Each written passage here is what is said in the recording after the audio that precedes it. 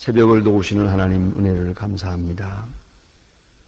저희들을 깊은 잠에서 깨워주시기도 하며 전쟁과 많은 위험에서 보호해 주시기도 하고 많은 근심과 걱정에서 헤어날 수 있게도 하시며 또 그리고 이렇게 병마 많은 세상에 건강을 지켜갈 수 있도록 인도하시고 믿음 주셔서 오늘도 이 앞에 이렇게 나와서 찬송하며 기도할 수 있게 하시오니 이 놀라운 은혜를 진심으로 감사하옵나이다. 아버지 하나님, 분에 넘치도록 많은 은혜 가운데 살면서도 우리가 그 은혜 다 감당하지 못하고 또 때로는 불만스럽게 여기고 하나님 앞에 욕돌리는 것을 용서하시며 오늘도 온유 겸손한 가운데서 무슨 일을 하든지 소득만 바라보고 일하지 않게 하시고 더 많은 것을 얻고자 하는 그 일념에서만 일하는 일이 되지 않게 하시며 어떤 일을 하든지 하나님의 영광을 위하여 소득이 적든지 많든지 의롭게 살며 또한 모든 지나친 욕심이나 교만이나 혹은 자기 성취하고자 하는 마음에서 온전히 자유해서 하나님의 귀한 뜻을 이루어 갈 수 있는 하루하루가 되어지기를 기도하옵나이다. 어려운 일을 당해도 낙심하지 않게 하시고 고독할 때에 주님과 함께하는 체험으로 충만하게 해주시기를 기도하옵나이다. 하나님이여 항상 새 마음으로 주를 섬기게 하시고 내가 위하여 기도하는 자가 있는 것처럼 또 나를 위해 기도하는 자들도 많이 있음을 의식하며 결코 외롭지 않게 하시고 하나님 앞에서 우리 모두가 힘과 뜻을 모아서 하나님의 귀한 뜻을 이루어 가게 해주시기를 간절히 기도하옵나이다. 사람을 만날 때에도 주님을 만나듯이 대하고 또한 물질과 함께 살아도 물질에 노예되지 않게 하시고 많은 복잡한 문제에 시달리지만은 언제나 밝은 마음으로 살아갈 수 있도록 계시의 영과 지혜와 총명을 더해 주시기를 기도하옵나이다. 오늘도 하나님의 말씀이 권세 있게 전해지게 하시고 땅끝까지 들려지게 하옵소서. 방송과 인터넷을 통해서 온 세계에 전해지고 있사온데 이 말씀을 듣는 모든 사람들의 마음이 열리고 구원받는 역사가 있어지기를 기도하옵나이다. 자비하신 주여, 복음 전파를 위해서 교회를 위해서 몸바치는 주님의 귀한 일꾼들 하나하나 돌보아 주시옵소서. 하늘의 축복으로 함께 하시고 주의 능력으로 함께 하사 진실로 복받는 사람들 되게 하시고 목적이 분명한 생을 살면서 하나님께 영광 돌리는 긍지와 기쁨으로 살아가게 해주시기를 기도하옵나이다. 오늘도 이 나라를 지켜주시고 대통령으로부터 모든 위정자들이나 혹은 교육하는 사람들, 실업가들, 사업하시는 분들에게 은혜 내려주셔서 잠시도 낙심하지 않게 하시고 선한 목적을 세우고 정직하고 진실하게 행할 수 있게 도와주시기를 기도하옵나이다. 잠시라도 실수하지 않도록 주의 강한 손으로 붙들어 주시옵소서. 온 국민이 하나 되게 하시고 서로 존경하며 사랑하고 초조해하지 말고 기다리면서 하나님의 귀한 뜻을 이루게 하여 주시옵소서. 저 북녘 땅에도 자유를 주시사 더 이상 굶어 죽는 사람이 없게 하시고 그 억압에서 그것을 벗어날 수 있게 하시며 악한 세력을 깨끗이 물리쳐 주시고 온전히 자유할 수 있도록 큰 권능을 더해 주시옵소서. 지하에서 울부짖는 성도들의 그 간절한 기도를 주님 들어주시기를 기도하옵나이다. 해외에 있든지 여행 중에 있든지 군문에 나가 수고하는 젊은이들 그리고 공부하는 자녀들에게 밝은 총명 주시고 늘 눈동자와 같이 지켜주시옵소서. 우리의 기도가 그들에게서 응답되도록 하여 주시며 은혜 가운데 늘 좋은 소식을 주고받게 하옵소서. 특별히 병중에 있는 분들과 슬픔을 당한 가정에 주님의 귀한 은혜와 위로를 더해 주시기를 기도하옵나이다. 하나님 아버지, 이 날이 복되게 하시고 주의 거룩한 음성에 응답하는 날이 되게 하시며 아름다운 일들을 경영하는 은혜의 날이 되게 하옵소서. 주의 이름으로 봉사하는 모든 일들이 하나님께만 영광 되게 하옵소서. 주 예수 그리스도의 이름으로 기도드립니다. 아멘. 하나님의 말씀 계속해서 잠언 21장 보겠습니다. 잠언 21장 1절로부터 오늘 아침 10절까지 보게 됩니다. 잠언 21장 1절로 10절입니다. 다 같이 한 목소리로 봉독하시겠습니다. 왕의 마음이 여호와의 손에 있으니 같이 보물과 그 무의미로 주나서 생활 여기에 보기에는 모두 쟁거하지만 하나님 감사합니다. 의와 공평에 행하는 것은 제사 드리는 것보다 무엇이 맞습니다. 눈은 높은 것과 마음의 준비합니다. 악인의 형통하는 것은 죄인, 부지런한 자의 경영은 풍부함에 이르나 조급한 자는 궁핍함에 이를 따름이니라. 속이는 말로 재물을 모으는 것은 죽음을 구하는 것이라 곧 불려가는 안개니 악인의 강포는 자기를 소멸하나니 이는 공의를 행하기를 싫어함이니라. 죄를 크게 범하는 자의 길은 심히 구부러지고 깨끗한 자의 길은 고르니라. 다투는 여인과 함께 집에 거하는 자다. 악인의 마음은 자인의 재앙을 원하니 그 이웃도 그 앞에서 은혜를 얻지 못하느니라. 아멘. 오늘 솔로몬의 잠언을 보게 됩니다. 한 말씀 한 말씀이 우리에게 지혜를 주고 바른 길로 인도하는 그런 말씀들입니다. 먼저 여기에 왕의 마음이 그런 말씀이 있습니다. 왕의 마음, 지도자의 마음을 말합니다. 마음은 여호와의 손에 있다. 그래서 마치 보의 물과 같아서 마치 물줄기를 인도하는 것과 같다. 그렇게 말하고 있습니다. 사실 이 정치라는 것은 그런 의미에서 교통정리하는 거나 마찬가지입니다.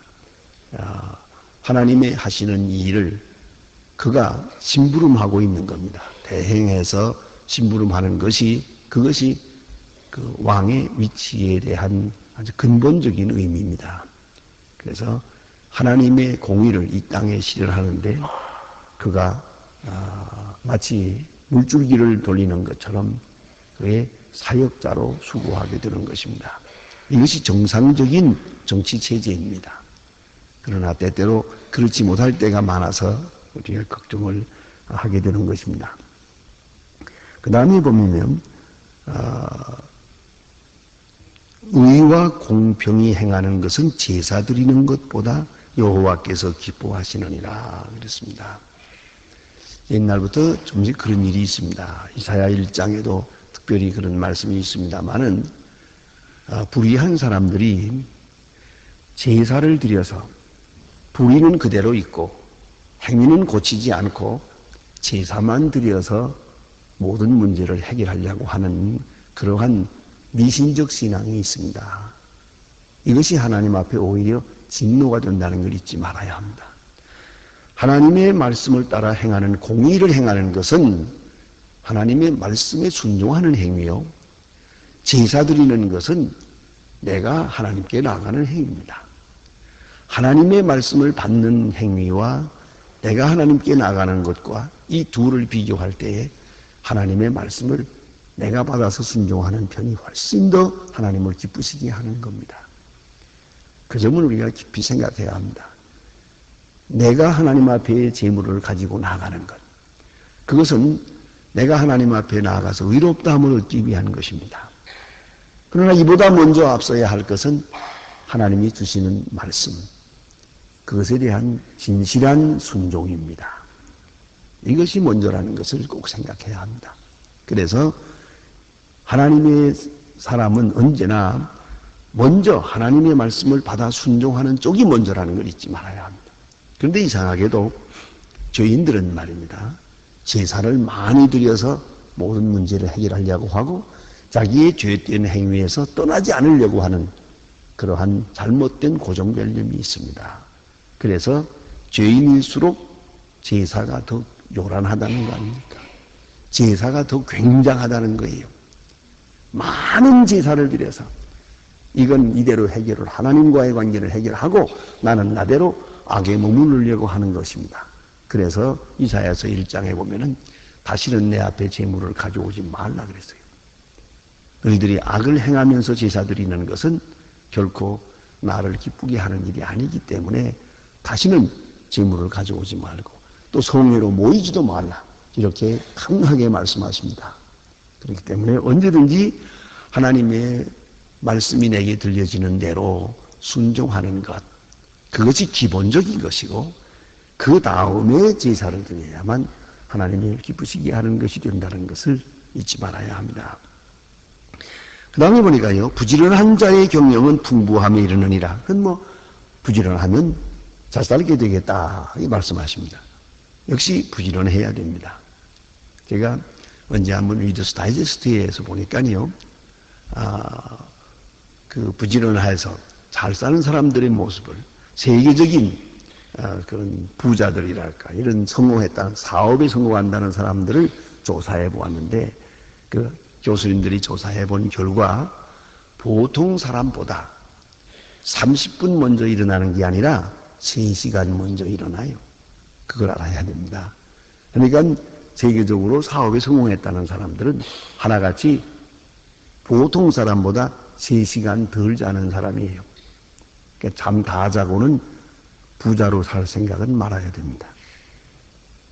30분 먼저 일어나는 게 아니에요. 3시간 먼저 일어나는 걸로 통계적으로 나와 있습니다. 그러니까 부지런이라고 하는 것은 성공의 기본입니다.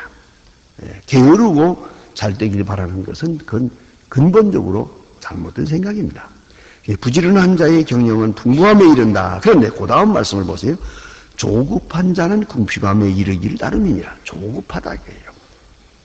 부지런하는 것과 조급한 것 한번 비교해 보세요. 이 조급한 자는 부지런해서 이 경영이 성공하게 되기를 느긋하게 기다려 나가는 것이 아니고 성공만을 바라는 것이요. 조급한 마음은 소득만을 바라는 마음이에요. 사실 어떤 의미에서 사업도 하나의 생활입니다. 학생들이 공부를 한다 하지만 그 공부도 앞으로 있을 미래를 위해서 준비하는 과정만이 아니라 공부도 하나의 생활입니다. 그 자체가 공부하는 것이 하나의 삶이 것이다.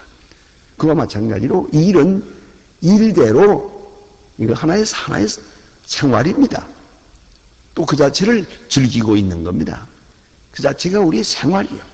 그리고 얼마나 수입이 되느냐, 부자녀로 사느냐, 가난하게 사느냐는 또 그건 하나님께 있는 겁니다. 우리가 직장 생활을 해도 마찬가지입니다. 어떤 일을 하든지 간에 일한다는 데 의미가 있습니다. 먼저는. 그리고 그 일의 목적과 의미를 생각하고 일하는 거예요. 그 일하는 것 자체가 즐겁고 기쁘고 보람이 있는 거예요. 그 다음에 소득이 얼마가 되느냐, 월급을 얼마 받느냐 하는 것은 또 그 다음으로 그건 보너스처럼 생각해야 됩니다. 어떤 책에 보니까 그래서요.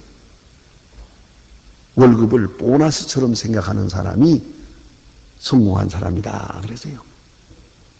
우리는 그 월급 자체만을 생각하고 월급 받은 날이 며칠 남았나. 그리고 그거 월급 받는 날만 바로 쳐다보고 일하는 사람은 참 불행한 사람이에요. 어찌 생각하면 자기 월급이 얼마인지도 모르고 요새는 더구나 온라인으로 들어오니까 모르거든요. 사실 저는 사실 모릅니다. 진실로 제가 지금 월급 얼마인지 모릅니다. 알라고 하지도 않습니다. 그런데 일한다는 자체가 중요하고 그 수입은 수입대로 또 그건 보너스로 생각하는 거예요. 그건 아주 또 예외로 공짜로 주어지는 것처럼 생각하는 거예요. 그리고 일을 할 수 있다는 것 자체가 그게 벌써 특권이고 축복이에요. 그런데 이렇게 돼야만 이게 행복하고 또 일하는 게 능률이 있겠는데 유감스러운 것은 이런 원리를 언제 깨닫느냐? 퇴직한 다음에 깨달아요. 그때 가서야 월급은 못 받아도 좋은데 일하는 게 좋은데 늦었어요. 늦었어. 그때 처음부터 그 마음을 가지고 살았으면 퇴직당하지 않았지. 그걸 알아야 돼요. 이게 중요한 거예요. 직장의식이 옳시다 이게. 일은 일대로 의미가 있는 것이지 꼭 돈 벌기 위해서만 일하는 건 아닙니다. 그리고 게다가 그걸 취미로 일할 수 있다면 더 좋은 사람이에요. 그러니까 취미와 예술성과 철학성이 함께 갈 때 직장이 의미가 있다는 거 아닙니까? 근데 오늘 여기 보니까 조급한 사람. 뭘 조급하냐? 돈 버는 데만 조급한 거예요. 성공하는 것만 조급한 거예요. 빨리 집을 사야겠고, 돈을 벌어야겠고, 빨리 출세해야겠고, 이렇게 조급하게 서두르면 그 사람은 궁핍함의 일을 따릅니다. 그랬어요. 조급하다 보면 우선 마음이 조급해서 되는 일이 없어요. 마음에 여유가 없으니까 창의력도 없어요. 실천의지도 없어요. 그 다음에 또 하나 있어요. 이렇게 되면 거짓하게 됩니다. 그래서 여기 보니까 속이는 말로 재물을 모으는 것은 목숨을 구하는 것이니라 그랬어요. 속이는 말로 재물을 얻는 것. 이게 자연히 이렇게 될 수밖에 없지요. 조급하니까. 소득에 대해서, 출세에 대해서 조급하다 보면은 거짓말하게 되고요. 부정한 길을 다 취하게 되는 거 아니겠습니까? 그래서 언제나 조급함이 없어야 된다 하는 것이죠. 공부하는 것도 또 일하는 것도 무엇이든지 일하는 그 자체가 중요하니까요. 일 끝내는 게 아니에요. 죽을 때 끝내는 거지. 일 끝나는 게 어디 있습니까? 이 일하면 또 저 일 해야 되고 그거 하면 또 그 다음 일 하게 되는 거지. 그 일 하면서 사는 거지. 일 마치는 일은 없는 거예요.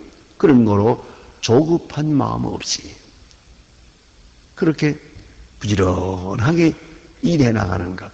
이것이 삶의 기본 자세요. 그 사람은 궁핍함이 없겠다 하고 말합니다. 그 다음에 이게 재미있는 말씀 있지 않습니까? 네. 다투는 여인과 함께 큰 집에 사는 것보다 음악에 혼자 사는 것이 나으니라. 아멘. 그래, 참 옳은 말이야. 다투는 여인과 사는 거야. 이건 기가 막힌 겁니다. 난 그런 생각을 해요. 왜 이 말씀을 했을까? 다투는 여인과 살면 좀 잘 가르쳐서 안 다투는 여인으로 고쳐 만들어가지고 살지. 여러분, 이걸 아셔야 돼요. 한평생 가르쳐도 마누라 가르치는 남자가 없어요. 그래서 하는 말이고요. 한평생 바가지를 긁어도 남편 버릇 고치는 여자도 없어요. 그러니까 잊어버려. 고칠 생각하지 마세요. 그러니까 그렇죠.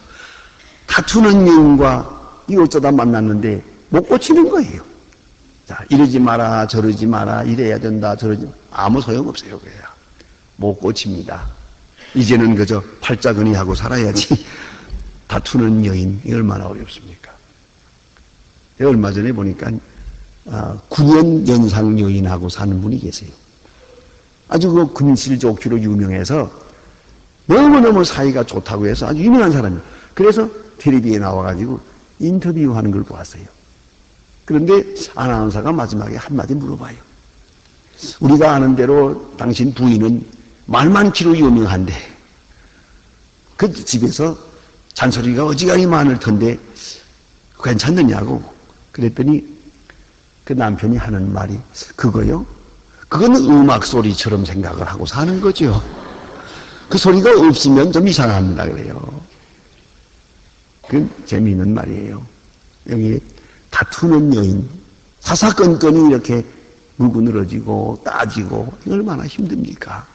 사실 다툰다는 말이 뭐예요? 자기가 옳다고 하는 거죠. 그게 다투는 거지. 내가 잘못했습니다 하면서 다투는 사람 뭐 하세요? 꼭 남의 잘못된 것을 지적하는 걸 취미로 생각하는 거예요. 이래라 저래라. 이 다투는 사람도 이 여인도 고달파요. 한평생 해봐야 남자가 달라지지 않으니까요. 그것도 고달픈 얘기입니다. 또 이 잔소리를 들으면서 사는 남편도 피곤하고요. 피차 피곤한 일입니다. 저는 가끔 이런 문제로 상담을 할 때가 있습니다. 그래서 남편이 뭐 어쩌고 아내가 어쩌고 그런 얘기를 합니다. 그럼 제가 꼭 물어보는 게 있습니다. 몇 년 살았소? 하고 물어봅니다. 20년 살았는데요. 그러면 그대로 살다 마세요. 그럽니다. 달라지기를 기대하지 마세요. 당신이 달라지려면 달라지고 상대방이 달라지기를 바라지 말라고. 아니 50세가 되도록 못 고친 버릇을 이제 고치겠냐고. 나쁘게 말하면 벤의 병신인데 그냥 살다 말라고 그럽니다. 그리고 하나님이 좋은 기회를 주시면 좋고 그렇지, 내가 이렇게 하면 되고 잔소리하면 되고 뭐 내가 따지면 되고 뭐 될 거라고 생각하는데 안 된다고. 기대하지 말라고. 더구나 부부 사이는 더 안 되는 거예요. 그렇기 때문에 잔소리를 거두라고. 그리고 조용히 내 편에서 180도 돌리면 상대방에서 90도 돌아갈 거라고. 알거나 모르거나 그렇게 얘기를 하는데 잘 못 알아듣는 것 같더라고요. 보니까요. 내가 180도가 돌아가면 상대방에서 90도 돌아가는 것이에요. 나를 고칠지언정 상대방을 고치려고 말다툼을 하지 마세요. 문제는 말다툼했다는 게 문제예요. 그 잔소리라는 그 자체가 문제가 있어요. 무슨 말을 했느냐는 중요하지 않아요. 그게 중요합니다. 그래서 여기 다투는 여인과 사는 게 얼마나 힘들어요. 큰 집에 살아봐도 이것은 차라리 음악집에 사는 것만도 못하다. 예? 그런 말씀입니다. 다투는 여인. 왜 우리가 다투어야 되느냐? 그 심적인 원인이 어디에 있습니까? 그건 우선 자기 자신의 불만이 많고 상대방이 나를 안 따라주고 내 마음대로 안 움직여주는 거예요. 그래서 그걸 고쳐보려고 하는데 한평생 해봐도 서로 피차 마음만 상할 뿐입니다. 그 다음에 여기 보니까 악인의 마음은 남의 재앙을 원하나니 그랬어요. 악인의 마음은 남의 재앙을 원하나니. 각자 자기의 길을 가서면 좋은데 왜 이렇게 되는 겁니까? 이 재앙이라고 하니까 뭐 이렇게 거창한 얘기가 되었습니다만 여러분 스스로 생각해 보세요. 다른 사람 잘 되는 거 내가 기분이 좋습니까? 나쁩니까? 그 시어머니가 며느리한테 잔소리하는 것도요, 심리적으로 잘 분석해 보면요, 그게 어디까지나 시기 질투라는 걸 알아야 돼요. 거기서부터 비롯되는 거예요. 며칠 전에 약혼식을 주도하면서 그런 얘기를 해봤습니다만 시어머니 보고 얘기를 했어요. 이제 아들이 결혼을 해서 살 때 요새는 신시대가 돼서 당신의 아들이 부엌에 들어가서 시중을 들고 일을 하게 될 거예요. 혹은 밥을 하기도 될 거라고. 아내를 위해서 밥을 하게 될 텐데 그때 어떻게 생각하겠소? 하고 물어봤어요. 했더니 좋지요 뭐. 그래서 부디 그 마음대로 살라고. 그때 가서 이 사내 자식이 정신이 빠졌냐 어떻게 됐냐 뭐 여자한테 홀려가지고 정신이 나갔냐 어쩌라고는 내가 어떻게 키운 아들인데 부엌에서 일하고 있냐 이런 식으로 나오면 사랑받지도 못하고 효도받지도 못하고 큰 문제가 된다는 걸 잊지 말라. 슬그머니 그 생각은 나거든요. 뭐 그렇다면서요. 얼마나 못된 마음입니까? 예? 사위가 부엌에 있는 건 보기 좋고 아들이 부엌에 있는 건 나쁘다며? 회개를 해도 몇 번 해야 됩니다. 그게 무슨 심사요, 그게? 예? 이게 전부 알고 보면 전부 질투예요. 젊은 사람들 막 사이좋게 다니는 거 볼 때 내가 못 해봤거든요. 질투해요. 내가 언제 한번 보니까요, 어느 여전도사님이 좀 나이가 많으신데 이분이 다른 일에는 다 좋은데 젊은 사람들 교회 나올 때 손잡고 나오고 뭐 끼고 나오는 거 그거 못 봐주는 거예요. 그것들이 그러고 자꾸만 잔소리를 해요. 그래서 제가 그거 왜 그러냐고. 예쁘지 않냐고. 보기 좋잖아. 그랬더니요, 아니래요. 그래서 가만히 봤더니 자기가 못 해봤거든요. 이거 그럴 거 없어요. 어제도 보니까 여기 앉은 사람들 보니까 예배 보는 동안 내내 붙들고 있어요. 그냥 주물주물 하면서. 그래서 내가 저 사람들은 이중으로 은혜 받는 건데 그랬어요. 그걸 뭐 그렇게 어떤 사람도 해서 목사님 한번 광고해 주세요. 예배 시간에 그게 뭡니까? 그래서 당신도 하구려 그러고 말았어요. 여러분 어쨌든 남 행복한 거, 남 잘 되는 거 그거 같이 좋을 수 있어야 돼요. 내가 좋은 것처럼 좋을 수 있어야 그게 바로 바른 마음이고, 또 다른 사람 잘 되는 거 보고 배가 아프면요 이거는 참 구제불능한 것이에요. 그건 나중에 내 깊은 속, 그러니까 내 말하는 거 행동하는 거 속에서 자꾸 문제가 나오는 거예요. 그래서 보세요. 남 잘못된 거 자꾸 소문내고 다니잖아요. 누가 어떻게 했대, 누가 어떻게 망했대, 누가 어떻게. 왜 그래요? 그 재미가 나서 그러는 거예요. 남 잘 되는 걸 못 봐주거든요. 잘 됐다는 말을 한마디도 안 해요, 그 사람은. 누가 잘 됐대, 누가 어떻게 됐대, 누구네 아들이 어떻게 됐대. 그 말 절대 안 합니다. 꼭 안 됐다는 말만 하고 다니죠. 스스로 가만히 물어보세요. 내가 지금 누구 무슨 말을 많이 하나? 남 잘 된 데 대한 말을 많이 하고 다녔나? 좋은 말을 많이 했나? 아니면 남 못된 데 대해서 소문내고 다니는가? 스스로 물어보면 알 거예요. 통계를 내보세요. 그런 거로 악인이 따로 없어요. 남의 재앙을 원하는 거예요. 남 잘못되기만 바라는 거예요. 그런 마음은 악인의 마음이에요.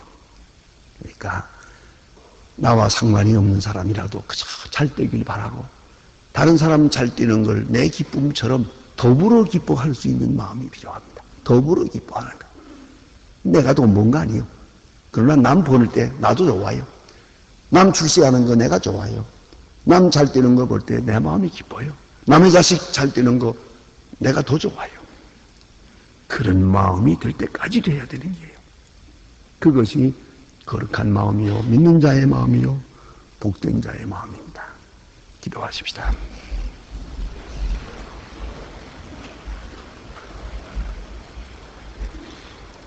하늘에 계신 우리 아버지시여, 이름이 거룩히 여김을 받으시오며 나라임하옵소서. 뜻이 하늘에서 이룬 것 같이 땅에서도 이루어지이다. 오늘날 우리에게 일용할 양식을 주옵시고 우리가 우리에게 죄진 자를 사하여 준 것 같이 우리 죄를 사하여 주옵소서. 우리를 시험에 들게 하지 마옵소서. 다만 악에서 구하옵소서. 내 나라와 권세와 영광이 아버지께 영원히 있사옵나이다. 아멘. 아멘. 자유로이 기도하시다가 돌아가십시다.